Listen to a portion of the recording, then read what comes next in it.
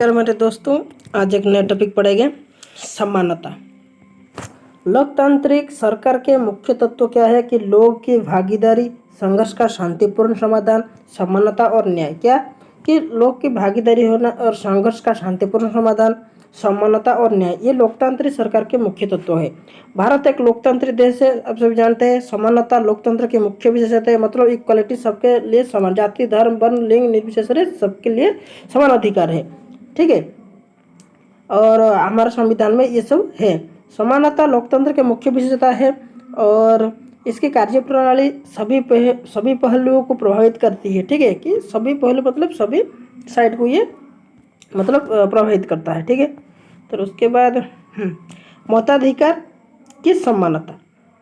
हम जानते हैं कि भारत में लोकतांत्रिक देश है जहाँ सभी वॉइस को मत देने के लिए, मतलब वोट देने के लिए अधिकार है, चाहे उसका धर्म कोई भी हो, शिक्षा का स्तर या जाति कुछ भी हो, वे गरिमा हो या वो गरीब है या फिर अमीर है, सभी के लिए मताधिकार अधिकार है, मत देने के लिए अधिकार है। ठीक है,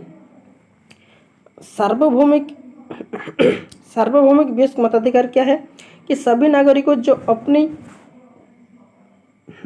जाति या शिक्षा, धर्म, रंग, नस्ल और आर्थिक स्थितियों की प्रभाव के बिना 18 या उससे अधिक उम्र के है तो वो वोट देने के लिए स्वतंत्र है। यह सभी लोकतंत्र का आवश्यक पहलू है।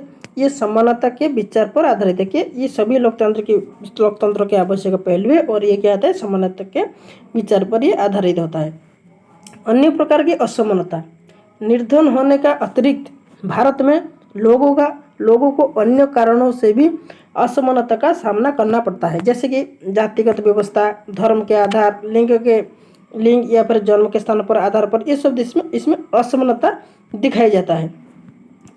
ठीक है, और मानवीय गरिमा, जब लोग के साथ असमानता का व्यवहार होता है तो उनके सम्मान को क्या होता है, ठेस पहुंचता है।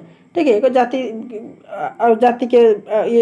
जाति को पकड़कर हम ऐसे को असमानता करेंगे या फिर अस्पृश्यता को असमानता करेंगे, अस्पृश्यता को असमान करेंगे तो उसको क्या होगा, तो उसको ठेस पहुंचेगा। ठीक है, भारतीय लोकतंत्र में समानता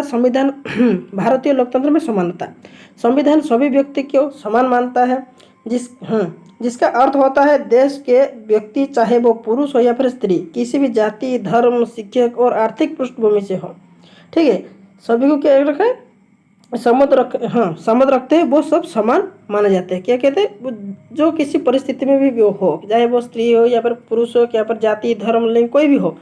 ठीक है, आर्थिक पृष्ठभूमि से संबंध रखने वो सब समान माने जाते हैं, मतलब जाति, धर्म, वर्ण, लिंग, निर्विशेष सबको समान मिलना चाहिए हमारे संविधान के अनुसार। ठीक से संविधान के द्वारा प्रावधान भी है, क्या है कि कानून के द्वारा दृष्टि में हर व्यक्ति समान, किसी भी प्रकार धर्म, जाति, वंश, जन्मस्थान, लिंग के आधार पर भेदभाव नहीं किया जाएगा। सार्वजनिक स्थानों पर जाने का अधिकार, अस्पृश्यता का उन्मूलन जो अनुच्छेद 17 में है, जो मौलिक अधिकार में दिया गया है, और समानता के अधिकार को 2 प्रकार लागू किया गया है। समानता के अधिकार को 2 प्रकार से लागू किया गया है। क्या क्या, एक कानून द्वारा, सरकार की योजनाओं व कार्यक्रम द्वारा, जैसे मध्याह्न भोजन योजना। मिड डे मील सर्वप्रथम तमिलनाडु में हुआ और लागू किया गया कब, 2001 में उच्चतम न्यायालय द्वारा सभी राज्यों में लागू किया गया। तमिलनाडु में शायद 1995। ठीक है, और 2001 में उसको हमारा जो सुप्रीम कोर्ट था वो हर राज्य में लागू करने के लिए आदेश दे दिया। नागरिक अधिकार आंदोलन, उसको सिविल राइट मूवमेंट्स ये सीटेट में आता है। एक आंदोलन जो संयुक्त राज्य अमेरिका में कब 1950 के दशक के अंत में प्रारंभ हुआ और जिसमें अफ्रीकी अमेरिकन लोगों ने नस्लगत भेदभाव को समाप्त कैसे और समान अधिकार की मांग की। क्या कि जो नस्ल के जो भेदभाव थे उसको समाप्त कैसे किए और उसको भी समान अधिकार भी मांग की गई। 1965 के नागरिक अधिकार को अधिनियम के नस्ल, धर्म और राष्ट्रीय मूल के आधार पर भेदभाव का निषेध किया गया कब, 1965 में। और यह आता है नागरिक अधिकार आंदोलन व सिविल राइट मूवमेंट संयुक्त राष्ट्र में 1950 में।